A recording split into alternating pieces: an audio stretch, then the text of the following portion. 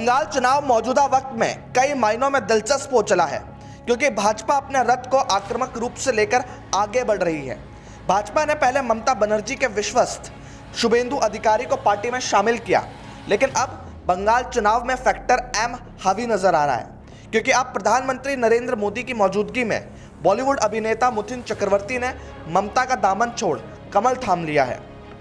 दरअसल बंगाल में भाजपा को किसी प्रतिष्ठित चेहरे की तलाश थी। ये सौरव गांगुली के तौर पर नहीं हो पाई तो भाजपा ने मिथुन चक्रवर्ती को ही पार्टी में शामिल कर ये मैसेज दे दिया। लेकिन सियासी पंडितों का कहना है कि मिथुन चक्रवर्ती का चुनावों पर कोई असर नहीं पड़ेगा। इन चुनावों में अगर किसी का सबसे ज्यादा असर है तो वो है मोदी और ममता। भाजपा के पास कोई बड़ा स्टेट लीडर नहीं है, लिहाजा अब तक भाजपा की रणनीति यही रही है कि राज्यों में वो मोदी का ही इस्तेमाल करती रही है। कम्युनिस्ट पार्टी मार्क्सवादी के बंगाल में शासन के समय मिथुन चक्रवर्ती को दिवंगत पूर्व मंत्री सुभाष चक्रवर्ती का करीबी माना जाता था। लेफ्ट फ्रंट की ही सत्ता के समय मिथुन ने ममता बनर्जी की तृणमूल कांग्रेस के साथ हाथ मिलाया था और टीएमसी के ही टिकट पर साल 2014 में राज्यसभा भी पहुंचे थे।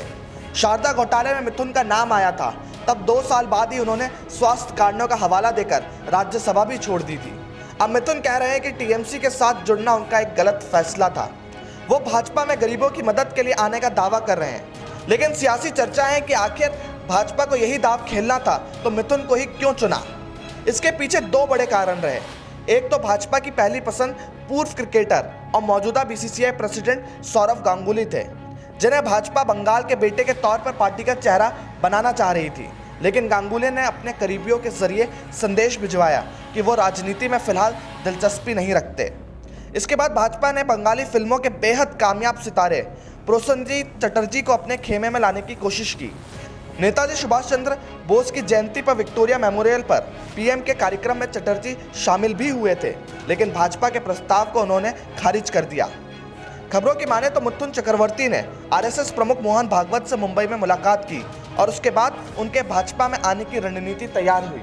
इस चुनाव में ममता बनर्जी बनाम मोदी का कंपैरिजन किया जा रहा है, लेकिन मुख्य तौर पर यह प्रदेश का चुनाव है, लिहाजा लोकसभा चुनाव में समीकरण अलग होते हैं, जबकि विधानसभा चुनाव का सियासी समीकरण अलग है।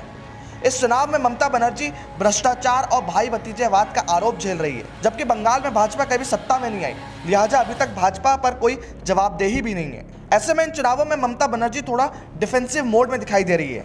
जाहिर है ये मुकाबला कांटे की टक्कर का होने जा रहा है। ऐसे में ऊंट किस करवट बैठता है ये तो 2 मई को ही साफ होगा। Bureau report, the fact India.